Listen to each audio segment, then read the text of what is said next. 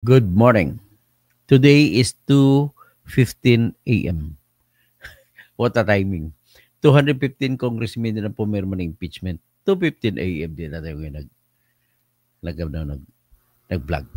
Anyway, what is important here is itatackle natin yung sinabi ng House of Representatives sa pamamagitan ng kanilang spokesperson na si Attorney Princess Abante at nang sinabi na ito ni Tambe kahapon pa ay itatakil natin kung ano ang balak nila, ano ang kanilang punto, at ano ang gusto nila mangyari sa kanilang motion for reconsideration. So, ito po ang gagawin nila. But in the meantime, ladies and gentlemen, ang ating pag-usapan, umpisan ko muna sa konteksto kung paano dinismiss, ano ang rason ng dinismiss para maintindihan natin ang tinatawag na dahilan nila kung bakit sila magsampa ng motion for reconsideration. All right. Ladies and gentlemen, ito po ang rason. Ito po yung kopya ng decision na ipapakita ko sa inyo. Kami. Decision na binasura ng Supreme Court ang reklamong impeachment.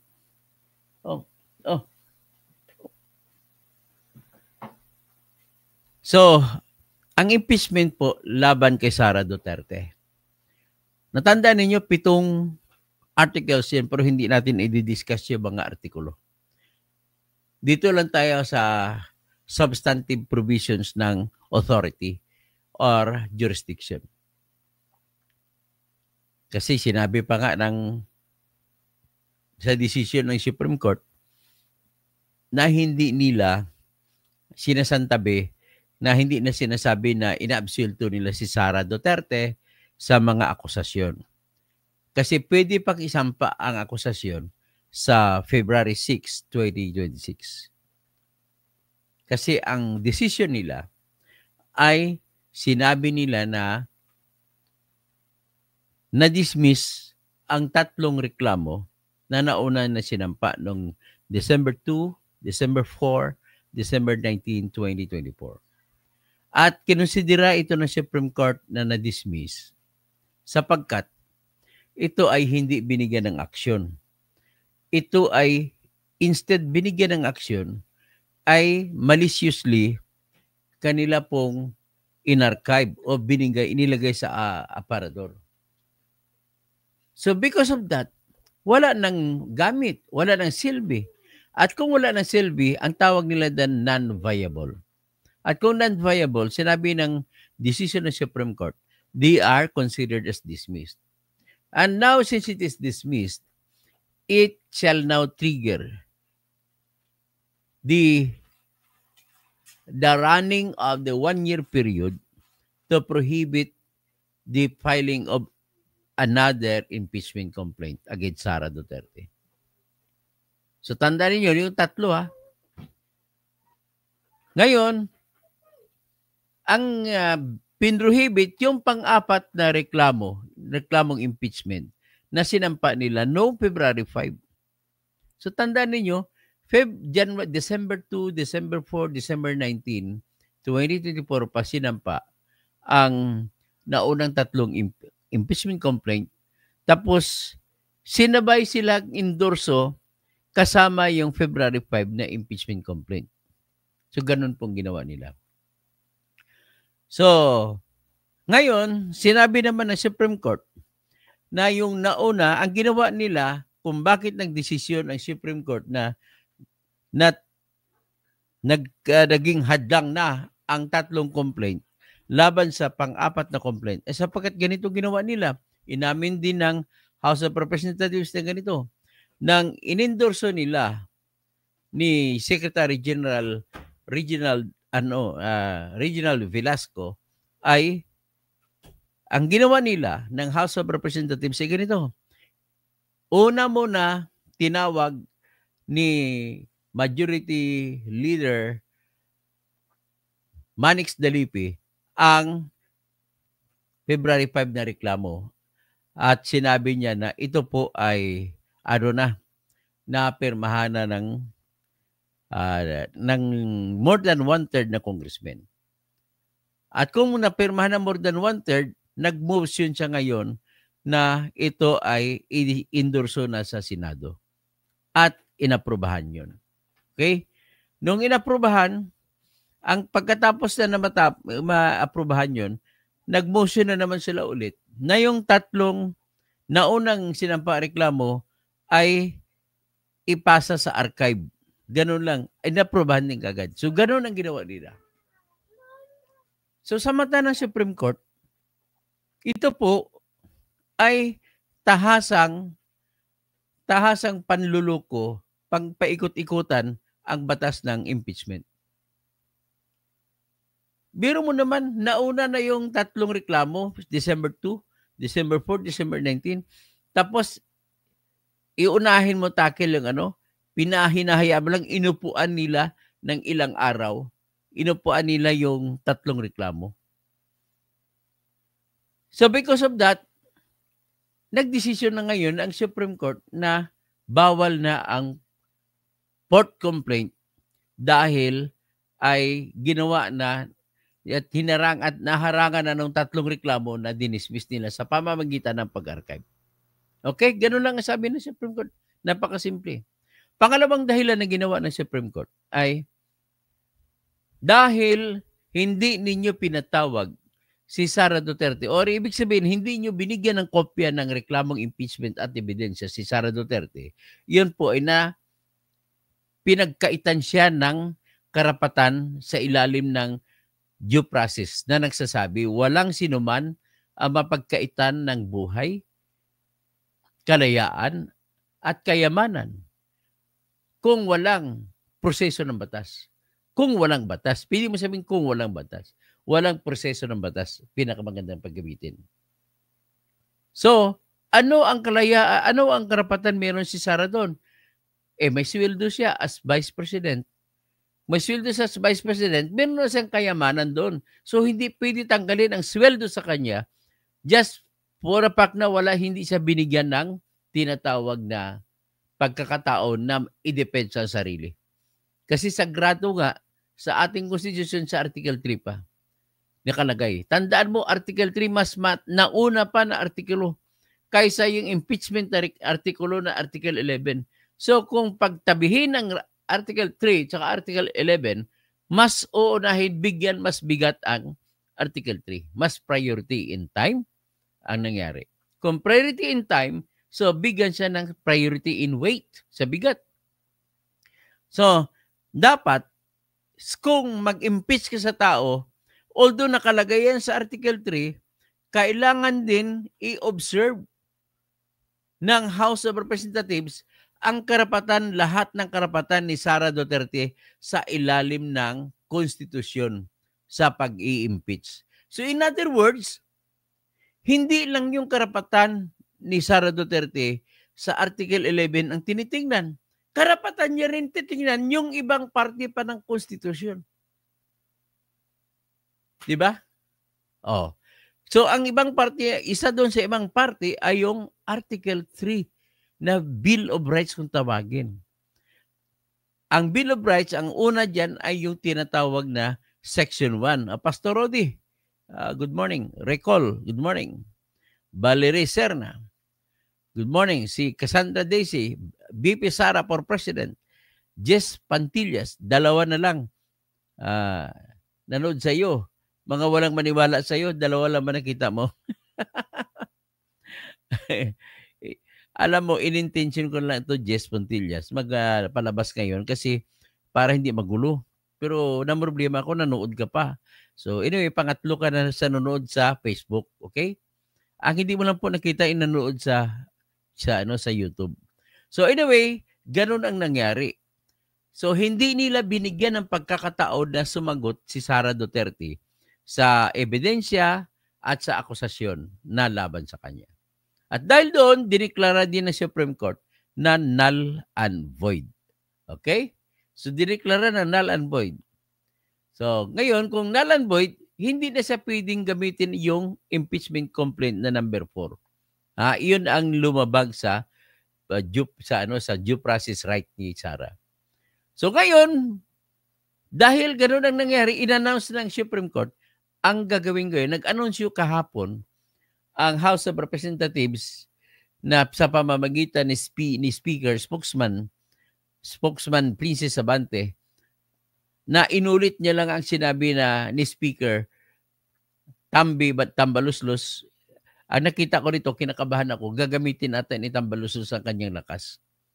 Tatakutin niya po yung mga Supreme Court Justices na i-impeach niya yung mga Supreme Court Justices na pumirma sa decision.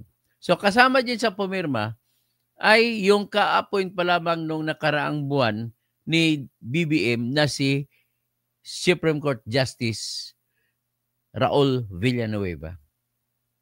So tatakutin niya definitely ng impeachment yan. Kung hindi nyo babaliktarin desisyon, papalitan namin sa impeachment yan. Ano kayo? Ganon po ang gagawin ni tambaluslos. Okay? So, maliban sa worry ko, yan ang pinaka-worry ko kasi kung ako tanungin nyo, luluha lang ng dugo ang lahat ng congressmen kasama si tambaluslos ay hindi na sila mananalo. Kasi po napakasolid at tama po, napaka-correct ng desisyon ng Supreme Court. So ano ngayon ang i-invoke nila? Sabi nila, i-invoke nila na inosente raw sila sa kanilang ginawa nung pinroseso nila yung impeachment na reklamo laban kay Sara Duterte. Aber nga, analyzein natin. Ano ang inosente nila doon? Ito, sabi nila, ano ba? So, nakakita na ako ng hint. Sinabi po nila ganito. Base po kasi sa dating kaso ng impeachment sa Francisco versus sa House of Representatives, yan po ay nagtutukoy sa impeachment na reklamo laban kay Supreme Court Chief Justice Hilario David at saka yung kay Gutierrez naman, ang ganito ang kanilang ginawang ng korte noon, ang ginawa nilang proseso. Kapag ang reklamong impeachment ay sinampa, kailangan iproseso sa loob ng 10 session days, hindi lang proseso kundi i-refer kagad sa House of Representatives sa loob ng 10 araw. At sinabi roon, kailangan i-observe nila yung initiation rule na pagdating sa House of Representatives, i-refer kaagad sa House Committee on Justice. Yun ang inutos sa kanila. Sa batas ng makukuha sa kaso na Francisco versus House of Representatives at saka Gutierrez versus House of Representatives. So in other words, sinunod daw nila. Ang tanong, sinunod nila para daw hindi mapigilan, para hindi magkaroon ng hadlang ang pang-apat na reklamo. So ibig sabihin, gusto nila i-argumento ganito. Kaya nga po, ginawa namin sa 3 reklamo, I welcome si Kamatis Analysis Unit. Matalinong vlogger ito. Pinapanood kita lagi. So anyway, ang sinasabi ng gusto sabihin ng House of Representatives, sinadya namin po na yung 3 impeachment complaint na nauna, sinampa noong December 2, December 4, at December 19, ay in-archive lamang namin. Kasi pag in-refer namin sa House Committee on Justice, ay baka mahadlangan pa ang pang-apat na reklamo. So, ganon ang sinasabi nila. Oh, ibig sabihin, kasi aral naman kami, nakuha namin ang leksyon doon sa Francisco case at saka sa Gutierrez case na kapag nirefer mo sa House of Representatives Justice Committee ay mag-trigger na o mag-operate into operation o automatically operate na yung tinatag na 1-year ban against the filing of subsequent impeachment complaint.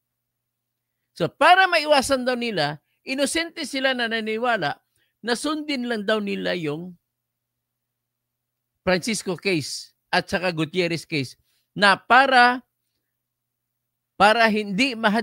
mahadlangan, ang tanging paraan daw para mahadlangan ang kasunod na reklamong impeachment ay kung i-refer. Kaya inamin naman nila, inamin nila sa kanilang sagot sa Supreme Court, inamin nila na in-archive nila noong February 5.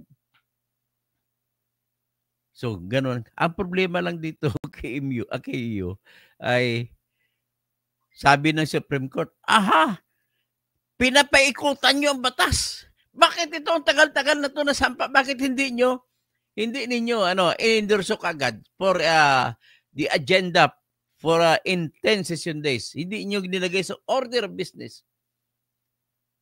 Ang punto ng Supreme Court, sa pagsampa pa lang unang araw ng December 2 ng unang reklamo, sabi ng Supreme Court, nagkakaroon na po siya ng karapatan. It has already that right. Kabatis analysis yun, tandaan mo ito. Noong December 2, nung sinampa yung unang reklamo na beripikado naman, at saka sufficient in form and substance kasi may mga ebidensya na nakakabit. So, magti-trigger na ngayon ang obligasyon na ibibigay sa House of Representatives ang reklamo na impeachment para maikalendaryo na sa loob ng 10 session days. Ang problema, pinatagalan eh. Umamin pa naman si Velasco. Alam mo, sinight pa ng Supreme Court ang interview ni Velasco kay Karen Davila, kasi may inantay pa kami na isa mas tumawag sa akin kasi yung 12 pang congressmen na antayin mo na, huwag mo muna endorso kasi may mas malakas na reklamo isasampa. Sinight ng Supreme Court yun na isang indikasyon na pinapaikutan ninyo ang utos ng konstitusyon. Nakalagay kasi sa utos ng konstitusyon ay ganito. Basahin na lang natin, no? Para exact words ang mabasa ko. Nakalagay sa dito. Dito sa Article 11. Article 11. Yan. Section 3. Paragraph 2. Ito ang exact wordings ng Constitution natin. A verified complaint for impeachment may be filed by any member of the House of Representatives or it may be filed by any citizen, but of course with resolution of endorsement by any member of the House, which shall then be included in the order of business within 10 session days and referred to the proper committee.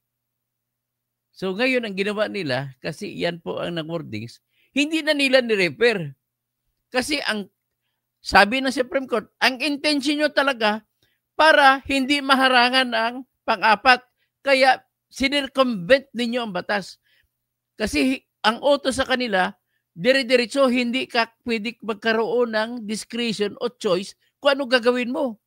Itong utos sa inyo, sa loob ng 10 araw, oras na matanggap ninyo ang reklamo na beripikado, ibig sabihin na beripikado, yung reklamo na hindi ang laman niya may sustansya at may forma.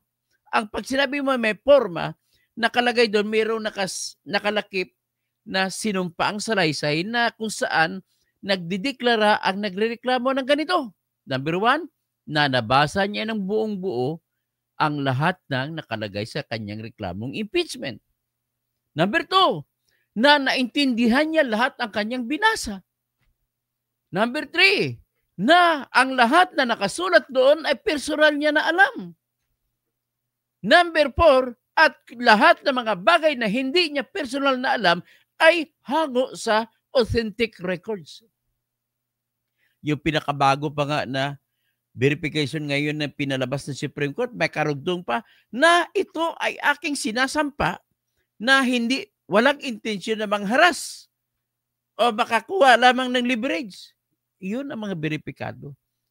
Lahat ng reklamo na sinampa noong December 2, December 4, at December 19, 2024, pag binasa mo, beripikado lahat. So, sa sustansya naman, yan ang tinatawag na substance. May sustansya ba? May substance po, sapagkat sakto naman pag binasa mo, you do not need to be a very good lawyer for you to understand na may sustansya. Sapagkat nagbanggit ang grounds kung ano nakasulat sa Constitution, betrayal of public trust, culpable violation of the Constitution, and committing high crimes, tungkol doon sa confidential fund high crimes, and bribery. Sinabi lang ganun. Tapos may ebidensya pa nakakabit. So, ibig sabihin, sufficient in form and substance yung tatlong reklamo. Kung ang binabanggit ng Constitution na if the complaint, a verified complaint for impeachment filed must be calendared for in the order of business within 10 session days. And, may kasulto pa, and automatic yun. Thereafter, referred to the proper committee in 3 session days. Ang ginawa nila Kamatis Analysis Unit para makalusot sila, para mailusot nila yung pang-apat na reklamo, ganito ginawa nila. Hindi daw nila, sinadya nila na in-archive kasi hindi nila i-refer para hindi makahadlang sa pagbilang ng 1 year. Kaya lang, nakakitaan sila sa huling-huli na kayo. Ang auto sa inyo ay immediately i-refer, although sinasabi within 10 session days, immediate. Parang forthwith lang yun. So, walang hadlang, wala kang ibang trabaho. Mabuti ka gaya sa Senado, ang forthwith nila, may iba pang trabaho na dapat tapusin yung mga batas, kagaya ng batas sa pagpataas ng sahod, hindi tuloy natapos yun. Pero ito kay Reginald Velasco, kasi hindi niya binigay, magkatabi lang sila ng opisina, ding-ding lang ang pagitan ng office niya, tsaka opisina ni Speaker Romualdez. At hindi pa niya binigay. So, yun ang pinunto ng Supreme Court. Sabi ng Supreme Court, wala kang discretion. Totally, you must respect the right of the persons who filed that complaint. Because once they filed that complaint on December 2, they were expecting that on December 3, you will endorse that to the House of Representatives. Ang ginamit na salita ng Constitution, House of Representatives. Hindi nga siya nagtukoy sa Secretary General. Hindi siya nagtukoy sa Speaker. Bakit? Ito po yung explanation. Hinango yan ng gumawa ng Constitution doon sa panahon ni Marcos Sr. na noon ay may mga impeachment complaints sinampa laban kay Marcos Sr., hinarangan ng Speaker, pinaupo at tinulugan. Kaya, nung ginawa na ngayon ang bagong impeachment complaint, totally ang intention nila Kamatis Analysis Unit ay hindi magbibigay ng kahit kunting choice o discretion sa sino mang opisyal ng House. Kailangan tuloy-tuloy. Pagsampa, na-trigger na kagad ang pagtakbo. Wala silang choice. Pagtakbo, kahit sa pinakamahaba na yan, 10 araw. Tapos, obligasyon nila, automatic. Sundin nila yung 3 days thereafter. Hindi nila ginawa yung 3 days thereafter. Ang ibig na sabihin, kaya yan po ang i-argumento nila na narinig ko sa sinabi ni Princess Abante. Kung ako tanungin mo, binasa ko po yung concurring opinion ni Justice Paul Hernando. Hindi pwede yan kasi sinadya nyo. Biro mo December 2 tapos February 5 ninyo inendorso. Yan po ang dahilan kung bakit sinasabi ko na yung gagamitin nila, inosente daw sila. At ngayon, dahil inosente sila, at kung nagkamali man sila, hihingin daw nila ngayon sa Supreme Court, pagbigyan nyo itong reklamong impeachment na inaprubahan namin. Kasi nung panahon na yun na ginawa namin, wala pa hong batas na nagsasabi na pwede pala makahadlang ang impeachment complaint na hindi ni-refer. Kita mo Tapos nagbanggit pa si sino to, si Soto, base doon sa kanyang luminary, legal expert niya, legal luminary, baka ipatuloy ba daw nila ang Senate na hearing sa impeachment. Nahalata ko, inanalyze ko kung sino. Kung sino yung tinatawag na legal luminary. Yung palang advisor niya, parang si Justice Antonio Carpio. Nagsabi sa kanila, pwede daw ilaban na huwag pansinin ang utos ng Supreme Court. Patay tayo diyan kung hindi natin sila sundin. Kasi ganito po yun. Si Antonio Carpio, tama po, nuclear reactor reacts. So, gusto nila ituloy. At hadlangan daw yung hindi nila sundin yung utos na wala silang authority or jurisdiction. Pero pala, bago ko sabihin niya itatakel, wala silang argumento. Kundi isa lang, sinabi lang nila, hindi naman daw, patungkol naman sa violation of due process, which is iba ito kaysa paghadlang sa 1-year ban. Sa due process naman, pinuntos po ng mga justices, akalain mo, unanimous sila. Pinuntos nila na maliban sa 1-year ban, ay naglinabag pa ninyo yung due process right ni Sara Duterte.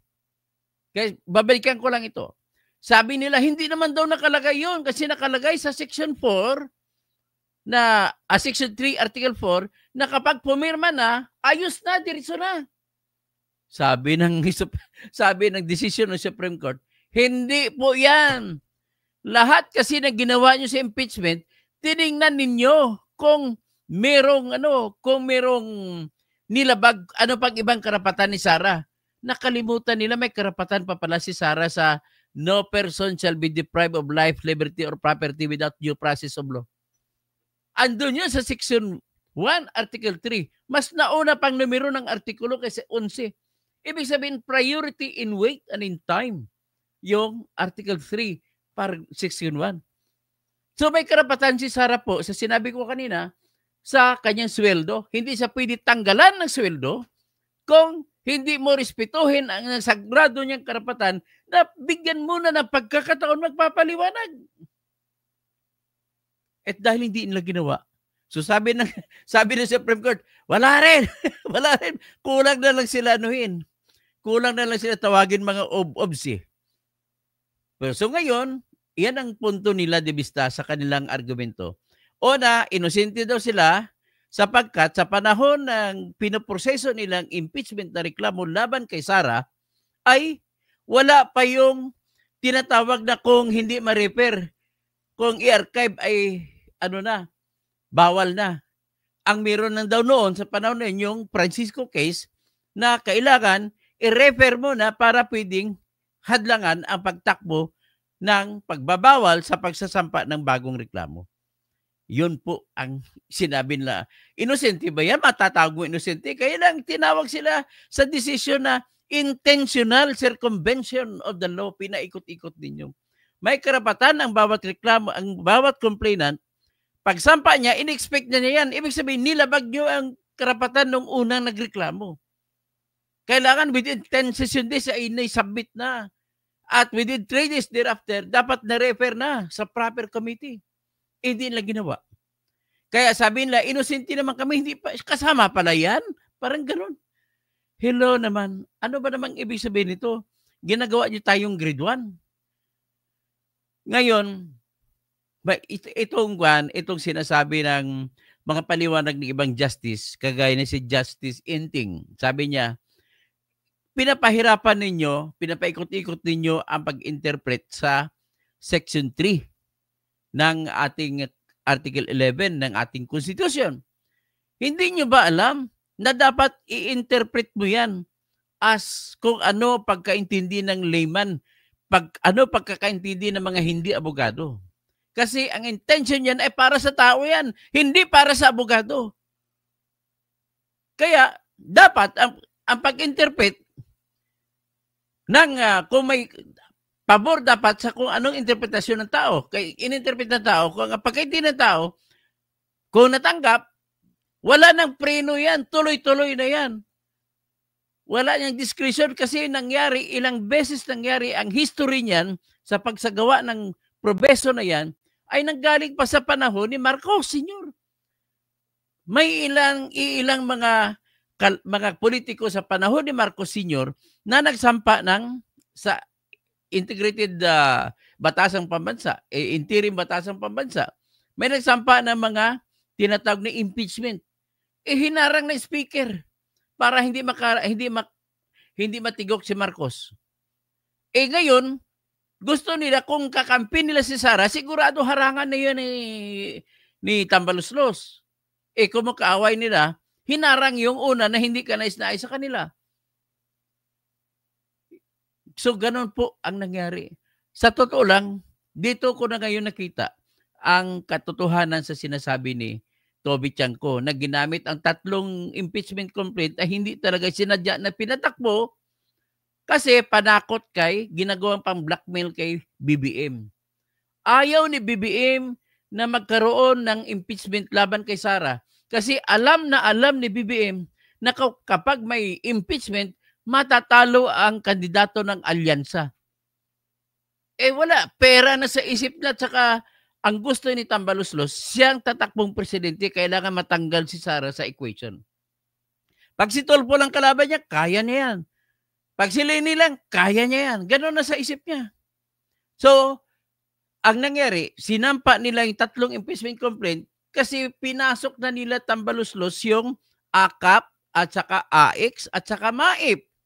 Ngayon, nagparamdam na si BBM na tanggalin niya yun, i-veto niya. At ngayon, para hindi ma-veto ni BBM, sinampa yung 3 reklamo at hindi pina-aksyon. Parang ginawa ng pang-amba-amba lang, parang susuntukin. Sige, suntukin kita kapag tanggalin mong budget namin. Parang gano'n. Ang nangyari, tali ang kamay ni BBM, inaprubahan niya ang budget sa AKAP, budget sa AX, at budget sa MAIP. Yan pala, tsaka flood control projects na 288 billion. Inaprubahan ni BBM. So ngayon, ang nangyari, may kapangyarihan pa rin pala si BBM na hindi palabasin ang pondo. So nangyari, January na, wala pa rin pondo pinapalabas. Patapos ng January, wala pa rin pondo palabas. Kaya ginawa nila, nag-submit sila ng pang-4 na reklamong impeachment na pinirmahan ng lahat-lahat. This time, wala nang atrasan at napilitan si BBM ilabas ang pondo ng AKAP sa AIX at MAIP at saka flood control projects. At totoo nga, nakita nyo naman, namigay na si Luis Tro sa Batangas. Di ba mamano-mano po pa kay Luis Tro yung mga tao, binibigay niya tag 3,000. Ganon din kay Stella Luz Kimbo sa Marikina. Ang dami nilang pera. Yun po ang kapalit sa pirma nila na 215 sila. 150 million bawat isa. At umamin na po ang iilan sa kanila. Pati si Joke Fresco nga umamin eh. So, because of that, na naibigay na, actually wala na sila. Gusto pa rin na ipapatuloy yung impeachment. This time, ang agenda naman ni Tambaluslos ay para matanggal si Sara at magiging madali na sa kanya pagpapanalo. So, yan po ang katotohanan sa likod nito. So, ngayon, ang tanong dyan, mananaig ba ang kanilang motion pre-consideration? Nasasabihin nila, inosente sila, hindi nila alam na mayroon kasama pala sa paghadlang sa 1-year ban rule, yung pag-archive, yun ang unang argumento nila. Tapos hihingi nila sa Supreme Court, Ginoong Supreme Court, wag niyo naman idama yan. Pagbigyan nyo na kami ang reklamong impeachment, total mayroon naman tinatawag na Doctrine of Operative Fact. Ang Doctrine of Operative Fact ay pwede mong gawin na magiging valid ang isang bagay na ginawa ng isang ahensya basta sa panahon na yun, kahit na bawal, basta inosente sila. Ang problema dito, hindi mo sila makita na inosente. Pinaikot-ikot nila, kaya walang inosente sila. In the same manner, sabi nila, yung sa 1/3 na pirma, ang pagkaintindi doon nila, hindi na kailangan na padalhan ng kopya si Sara at hindi na kailangan bigyan siya ng kopya ng mga ebidensya. Yan ang inisip nila. Kailangan pa pala. Yan ang gusto. Inosente po kami dyan. Hindi mo pwede masabing inosente kayo. Bakit po? Kasi sa batas, ignorance of the law excuses no one. Nandyan yan, Section 1, Article 3. That is a law that compels everybody, every government office, entity, agency, department to obey the due process law that is sacred right of each people, each individual in the Philippines. So kung may right ka, may sweldo ka, kaya nga kung matanggal ka sa trabaho, may karapatan ka magreklamo. Paano ba? Just and valid cause ba? Kasi may karapatan ka sa property. Ang sweldo mo ay property. Si Sarah, ang sweldo niya ay property. So, ganon din ang kanyang dangal na mawawala ay hindi man property, pero that becomes life. Kasi anhin mong buhay kung wala kang dangal. So, right to life naman yan ang involved doon. So, ganon po. Hindi nila pwedeng sabihin na hindi nila alam. So, at least alam nyo na, yun lang ang i-apila nila. So, mag-shout out na lang din ako. Ay, salamat naman. Dumami-dami ang nanood kahit na madaling araw na tayo. Si Cassandra Daisy, paano ng pangarap ni Tambi na magiging president? Si Jess Pontillas, 2 na lang. Sabi niya ito, kahit kontrapartido ka sa akin. Jess, okay lang yan, Jess. At least nasa challenge din ako. Cassandra Daisy, VP Sara for President. Valerie Serna, Recall, good morning, Katoto. Rodi Rabi, Pastor, good morning. Nyok Clary, Actor Reacts. 47 pa lang kayo. Kayo na nasa ano na tayo, nasa 100, 200 plus na tayo po. Rodi Rabi, obey Supreme Court. At saka pa, kung hindi nusundin ng Supreme Court, magaganib sila. Tapos, Mr. Romualdez Tambi, Sir Toto, tapos nuclear reactor reacts, ipa-impeach niya. Ipa-impeach niya sigurado itong lahat ng justice. Pinanakot niya lang yan. Kasi hawak niya na lahat ng congressmen. I-impeach nila lahat ng mga justices na pumirma. Isa-isa lang. Dito naman tayo makakita ng drama. Sabay-sabay yung impeachment ng 15 na justice. Sunod si Mr. Romualdez Tambi. Yan, tirado rin yan ng mga iyak, para mag-iyakan lalo. Kamatis, malisisyon na, thank you. Recall, matalino talaga yan, Dr. Toto. Salamat, Dr. Sabi niya, okay, si Mr. Romualdez Tambi, nahuli sila sa scheme nila. Tama po kayo. Sinabi ko na yun, sabi ko kay Velasco, good luck sa Supreme Court. Violet Brown, good evening po, Dr. Kausik. Pwede po ba daw ipa-impeach ang grupo ni Martin Romualdez? Ang mga judges ng Supreme Court, pwede kasi hawak niya ang 1/3 na signet na taga-pirma, hawak niya. Bibigyan niya naman ng tanda. Bantayan na lang natin to, kamatis sa Analysis Unit. Bantayan na natin pinamimigay nila. Atakihin natin yung mga pundo na pinamimigay. Kasi diyan ang gagaling ang lahat ng corruption. Tsaka abuso. Si Roy Flores, maraming umiyak ngayon, Katoto. Recall, tama, Dr. Toto. Mr. Romualdez Tambi, okay. Cassandra Daisy, tama, ang 1987 ay para hindi na maulit ang Marcos Senior time. Tapos, Mr. Romualdez Tambi, huli pero di kulong. So, si Carpio pong advisor, malaki tata ang galit ni Carpio. Kano hindi siya ginawa ni Duterte na Chief Justice.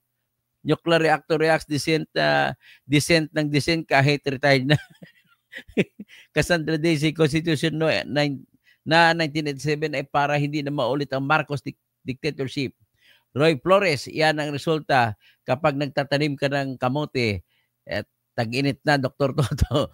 Recall, agree, Dr. Toto. Bin Reclamador, Romy Ruiz, the process involved in the consideration of the impeachment complaints have complied with all the requirements of the Constitution, which is the domain and exclusive power of the House of Representatives. This is a clear judicial... hindi, mali po ko dyan, Romy Ruiz. Ang overreach na sinasabi, kapag walang legal issues, walang issue sa batas, overreach yun. Hindi ino-overreach, pero kung may issue sa batas, overreach yun. Ang issue sa batas, Romy Ruiz, let me educate you. Kung abogado man ka, you have to review your constitution. Ang sinasabi lamang na gagawin dito ang lahat po ng kapangyarihan pagdating sa House of Representatives ay nasa House of Representatives kung paano simulan o initiate ang reklamong impeachment. Kaya lang may limitasyon na sinabi rin sa Section 3, Paragraph 1, Article 11 na although binigyan kayo ng karapatan at sa Section 3, Paragraph 8, bigyan din kayo ng kapangyarihan sa pagsasagawa ng Rules of Procedure, pero sa Section 3, Paragraph 2, may biroon kayong obserbahan. May mga tinik, 10 session days obserbahan ninyo na kapag matanggap ng reklamo ay kagad-agad ibigay. Hindi sinunod yan ng mga amo mo, Romy Ruiz. Mga idol mo, hindi na sinunod yan. Kaya pagkatapos matanggap sa order of business, ay magbibilang ng 3 araw, dapat ipasa, i-refer sa proper committee. O ngayon, ang ginawa ng mga bata mo, mga idol mo sa Kongreso, si Romy Ruiz, ay sinadya nila hindi i-refer, in-archive nila. Akala nila makalusot sila. Yun pala, sinabi po, ganito pala Kamatis Analysis Unit, napakahalaga nito. Sinabi ng mga justices, akala nyo ba yung initiation lang ang pwede magtigil? Pwede magharang, maghadlang ng ng bagong impeachment complaint? Hindi po. Nakalimutan niyo ba kapag ang isang reklamo na dismiss ay hadlang na kagad, pwede na maghadlang? Kaya because of the fact na ginawa, nilagay niyo sa archive, ibig sabihin ni-reject ninyo, dinismiss ninyo. Kaya nung dinismiss ninyo, magsimula ng bilang ng 1 year. Ganun po yan, Romy Ruiz. Kaya ang sinasabi mo na overrates, ang presumption mo, nagpaluko ka sa mga argumento kasi nila eh. Nakala mo walang kapangyarihan ng Supreme Court. Ang Supreme Court may kapangyarihan pumasok sakali malabag yung mga standards na klaro. Number 1 standards na nilabag nila, 10 session days. Hindi na sinunod. Number 2 na standards nila, yung 3 days, i-refer ka agad. Bakit hindi nila ni-refer sa proper committee? Ang ginawa nila, in-archive nila. Ganun po yun ang number 1 na problem nila. Ang number 3 na problema na ginawa nila Romy Ruiz is this. Gumawa sila ng batas nila sa proseso, ang House of Representatives, na ang pagbibilang daw ng 10 araw na session days ay magsimula sa araw na natanggap ng speaker, hindi yung sa araw na tanggap ang reklamo. Di bali. Kaya walang overreach. Tinanong ng Supreme Court na nasunod niya ba ito? Anong status na 3 reklamo? Kaya walang overreach. Kaya nung nag-decision ng Supreme Court, pinakialaman sila, pinigil sila dahil inabuso na nila ang basic standards na hindi naman mahirap pagbilang ng 10. 1, 2, 3, 4, 5, 6, 7, 8, 9, 10. Hindi naman mahirap pagbilang. Dilabag pa nila. Hindi ba sila marunong sa math? Simple math. O tapos may 3 araw kasunod. Mga nilabag nila, Romy, be educated that what Antonio Carpio is saying all along and what the UP law professors are saying are wrong. Binabayaran natin sila. Tapos mga mali-mali ang mga panluloko na ginagawa nila na idea binigay sa tao. Mali po sila. Kaya dapat mag-resign sila dyan sa UP College of Law. Huwag na sila magturo. Okay? At least naintindihan mo na siguro ang overreach o hindi. Ang overreach ay isang term lang yan ng grave abuse of discretion. So, Mr. Romualdez Tambi, yan ang number. Tiyakin Ben Reclamador, iyak. Regine Ford, well said, Attorney Kausing, Cassandra Daisy, Supreme Court ay for the Filipino people, hindi para sa Congressman. Tama po kayo. Nuclear Reactor Reacts, may na-archive ba panahon ni Francisco? Wala. Panahon ni Francisco at saka panahon ni Gutierrez, wala pong in-archive. Sa Ben Reclamador, suppose Mr. Romualdez Tambi, bubilo ka pa. Ben Reclamador, tanong ko rin kung nabasa ba ng mga justices ang sagot ng Congress at naintindihan nila, nabasa nila. Tapos ang isa pa lang i-point out ko dito bago ako umalis, nagkiklaim ng mali, ng fake news po si Antonio Carpio no nagsasabi siya na hindi daw tiningnan ang sagot, ang comment ng mga hindi daw pina-comment ang House of Representatives. Mali po kayo. O ito, ipakita ko po yung pruweba na pina-comment at nag-submit na ng comment ang House of Representatives sa petition ni Sara. O, ipakita ko sa inyo ha. Kaya fake news talaga to si Antonio Carpio. Dati tagahanga ako nito, ngayon nawala ng hanga ko eh. Nagpi-fake news pa eh. O ito yung kaso. Ito yung kaso sa Supreme Court. O, petitions against impeachment of VP Sara. O, ito palakihin ko ha. Anong una nakalagay? Petition for certiorari. Nabasa nyo ba yan?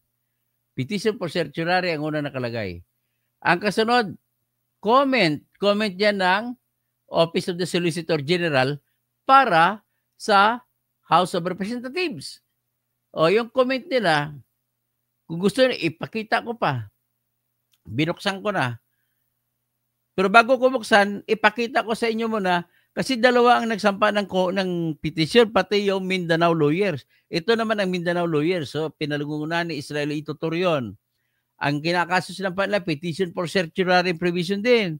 At ang comment ng House ito, nag-comment sila lahat. Kaya fake news po ang sinabi ni Antonio Carpio na hindi pinasagot ng comment. O, ipakita ko ngayon, basahin natin ang comment nila. Ipakita nyo lang, hindi naman natin basahin kasi masyadong maubos ng oras natin. O, ito yung comment sa petition ni Sara. Kay Israelito Torion ba ito? Comment. O, yung comment. O, yan, comment yan. Ito naman, ang isa, yung comment naman sa petition naman ni Sara. Share screen.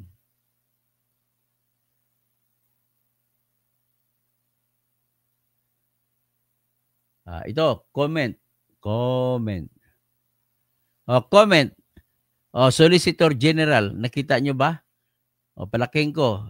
Respondent House of Representatives of the Philippines with its members and officials impleaded their official capacity through the Office of the Solicitor General. So, yan nakakomment. Kaya fake news po si Antonio Carpio para magsabi na hindi nakakomment. Natatawa na lang ako.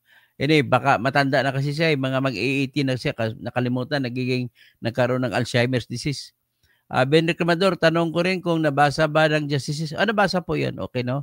Si Nuclear Reactor Reacts, pwede pa naman maghintay ng 20th Congress. Kung gusto na talaga, file sila sa February 6 next year. Mr. Romualdez Tampi, yan na si Ben Reclamador, umandar na, bugakan. Tiradurin mo sila Sir Toto. Ben Reclamador, insert Engineer Toto, pinaglaruan lang pala si Mr. Tambi ng mga, yun, nagpapalaro siya eh. Pera-pera kasi po lahat, Ben Reclamador. Ang problema niyan, hindi naman nakaabot sa mga Pilipino na ibulsa. Marami pong hindi nakatanggap ng AKAP tsaka AX. At sabi ni Cassandra Desi, tama, nuclear, na sa February nagsampa ulit sila, tapos in-session ulit sila, kaya July nagsimula kung hindi sila magmamagic. Jerry Diaz says, is there a problem if another complaint will be filed next year? Wala na po. Basta February 6, wala na po problema. Basta isang reklamo lang isampa nila para wala na problema. Ang problema, ginawa nilang panakot, pang blackmail kay BBM eh. So, I believe there's a difference. There's no budget to bribe the senators to convict Sara, while for 2025, there's that budget. O kompleto po ang budget nila. Tapos, Cassandra Desi, next president, dapat taga Mindanao kasi lagi na lang nasa Luzon ang laging presidente. Nuclear Reactor Reacts, Cassandra Desi, impeach nila August 2026, then trial tapos bago adjournment. Ben Reclamador, nagsampa din ako ng impeachment sa ponente ng Justice in Accordance. Magsampa ka laban kay Marvic Leonen? Wag na po, magsasayang ka lang ng oras, mababasura lang po yan. Nuclear reactor. At wala pong magpipirma na congressman. Mabuti kung pirma ni Tambalus yan. Nuclear Reactor Reacts. Cassandra Desi, impeach nila August 2025. Din trial. Eladio Junior Socorro. Galing mo ka, Toto.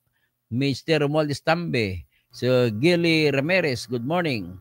Tapos, so iyak si Ben ito. Nuclear Reactor Reacts. Ben Reclamador. Nabasa nga ni Dr. Toto ang sagot ng OSG. Kaya sumagot na sila po. Hindi pwede sabihin ni Antonio Carpio na hindi pinasagot. Cassandra Daisy Nyoklar, talo pa rin sa Senate. Remember, this is a political exercise. Edgar Sanyo sa Attorney General, dapat ikaw soldier dahil sa galing mong magpaliwanag. Mr. Romualdez Tambi, ingot yan si Ben. ETC 109, Game Farm. Good morning, Sir Toto. 9 p.m. pa po dito sa France. Salamat po sa mga katotohanan na aming natutuhan sa batas. Excited po kayo palagi sa mga topic ninyo. God bless, Sir Toto. Kasi kabisado ko mga topics eh. Roy Bagamasbad. Attorney, vlog mo po yung laban ni Torre at ni Basti. Sige, mamaya, i-vlog ko mamaya kung ano nangyari kay Basti at Torre. Alam pala nila na may travel authority si Basti. Manluloko si Torre at Rimulya. Cassandra Daisy, Nyoklar, impeachment ay either you are anti-Sara or pro-Sara. Political exercise nga kung gusto mo ng legal, doon ka sa korte. Mr. Romualdez Tambi, Sir Toto, may nababasa kang hindi namin nababasa. Kasi sa Facebook yun. Kag sa Facebook, ang mababasa nila kung nag-comment ka from YouTube, YouTube lang din ang mababasa mo, ang makikita mo. Ben Reclamador, Mr. Tambi, abogagong yan. Ilonggo ako, dapat lahat yan sa Congress na gumawa ng mali ay mag-resign o tanggalin. Hindi sila dapat nandyan kasi sila ang gumagawa ng batas. Tapos sila itong lumalabag sa batas. Nuclear reactor reacts. Cassandra Daisy ayaw mag-file sa ombudsman dahil walang ebidensya. Fernando Rafael Fernandez Cuervo, listening from Logroño, La Rioja, España. So, buenos días, Fernando Rafael, Senyor. Si Mr. Romualdez Tambe, iyak na lang kahit saan, Ben. Cassandra Daisy, mali sa nasimula ang impeachment kaya ending mali rin. O yun, tama nga kung sa simula nagsimula ng mali. Mali din ang uwian yan. Cassandra Daisy, Supreme Court. Tapos, Mr. Tambi, Ben Reclamador, Nuclear Reactor Reacts, nabasa ng Dr. Fake News ka, Ben. Okay, Violet Brown, mas matalino pa kayo sa mga UP professor na yan at mga nagagaligan ng legal expert. Ay, problema, mali-mali din lang mga sinasabi ng UP legal experts eh. Cassandra Daisy, ang problema kasi sa kanila, hindi sila nagsasalita tungkol sa batas. May punto sila sa kanilang utak na bias na sila laban sa Duterte. Kaya ganun po, kung sumusi ang iyong damdamin, tinatalo ang iyong isip. So, sabi niya pala ni Violet, pero mas matalino po pala ako. O tama naman po, mali-mali sila. Nuclear, you are right. Even ang congressman walang ebidensya kasi dapat nakalakip ang ebidensya sa reklamo at pasagutin ang accused. Mr. Romualdez Tambe, Ben, iyak ka na Ben, Reclamador?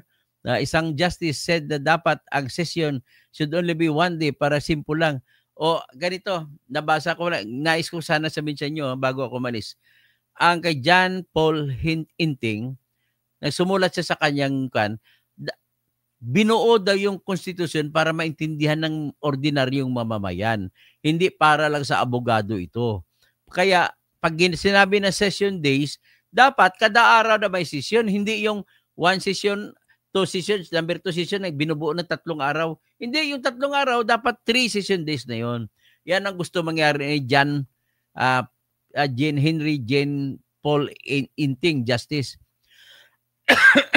Ang siya naman katwiran niya, ginawa talaga yan, sinadya para maintindihan ng mamamayan, hindi para sa abogado. So ang konstitusyon ay para sa mga mamamayan, hindi para sa mga abogado. Cassandra Daisy, ebidensya nila, Excel.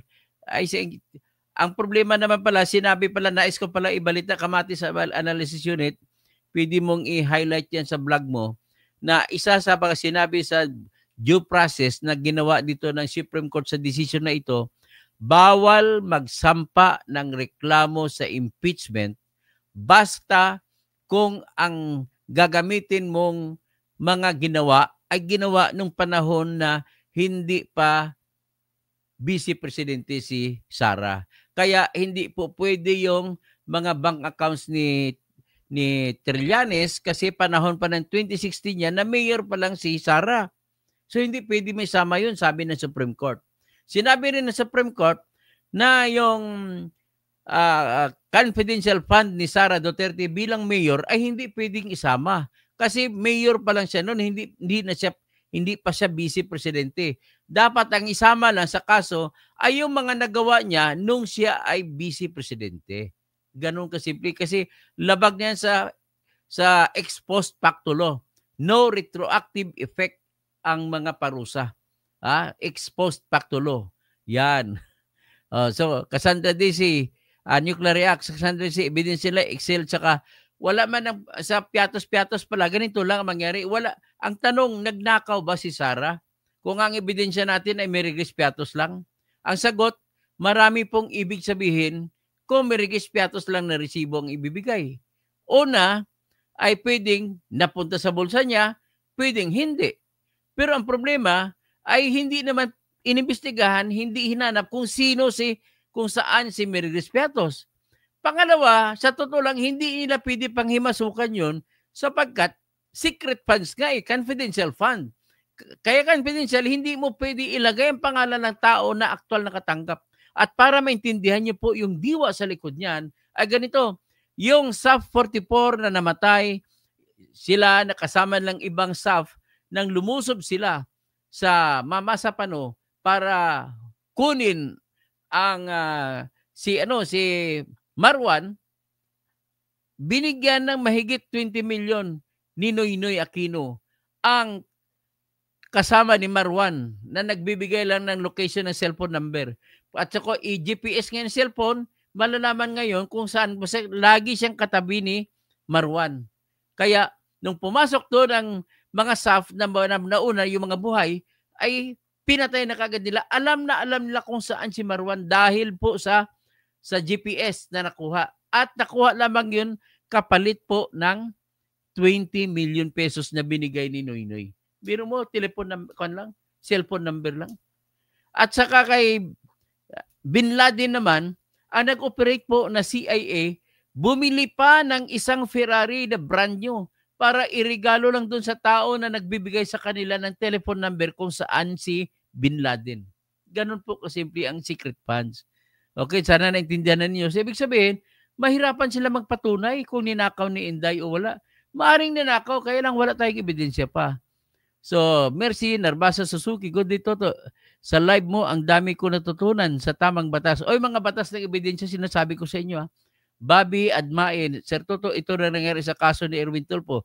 Nasa Senate po ang kaso ni Erwin Tulfo at hinihintay ko na lang ang summons kung kailan kami magsimula ng trial. Naisampa ko, nagbayad po ako 60,000 pesos. Mr. Romil Stambe, kaya nga niloloko nila sarili ni Torre at Remulla. Bilis ng setup. Cassandra Daisy, gayahin natin si BP. Sarah, fight our rights. Bobby Arnalin, hanapin mo ng malakas na ebidensya para maalis si Erwin. Malakas po ang ebidensya ko, Bobby. Huwag ka mag-alala. Malakas ebidensya ko labang kay Erwin Tulfo. Cassandra Daisy, gayahin natin si BP Sara na kahit gang up na siya ng mga congressman, Sara knows her rights. Si Kamatis analysis yun is current dapat. Dapat current na kasalanan ang ikasa, hindi yung luma. So Mr. Romualdez Tambi, narinig mo, Ben, baka pilit nyo pa yan. Ben Reclamador, nagnakaw yan si BP Sara, guilty yan until proven innocent. Baliktad, guilt. Dapat innocent mo na until proven guilty. Baliktad po, Ben Reclamador. Hindi po pwede, baliktad po, hindi po pwede po. Pasensya na. Kailangan pa ng confidential fund para sa tree planting. Ba't sigurado ka ba tree planting? Kwento lang yun sa hearing. Hindi naman yun ang lumabas sa hearing. Hindi naman yun ang lahat-lahat eh. Tapos nuclear reactor reacts. Ben Reclamador, ang CF para sa mga kasabwat ni Teacher Franz. Oo, ang sa DepEd, kasi pinapasok po ng NPA ang mga high school students, nire-recruit. So, diyan po ang pakay nila, babantayan yung mga high school students. Rodolfo Ruilian, Toto, balimbing ka na. Hindi po ako balimbing kung anong batas, sinusuportan ko lang po batas. Pasensya na, kung hindi nyo po maintindihan, wala na po ako magagawa. And if you consider that as balimbing, kasi linalaban ko kung anong batas, nagkataon na pabor kay Duterte ang batas, wala po ako magagawa. Ingot. Sabi. Okay, hanggang dyan lang. Isang oras na tayo. Magandang gabi, magandang umaga po sa inyong lahat.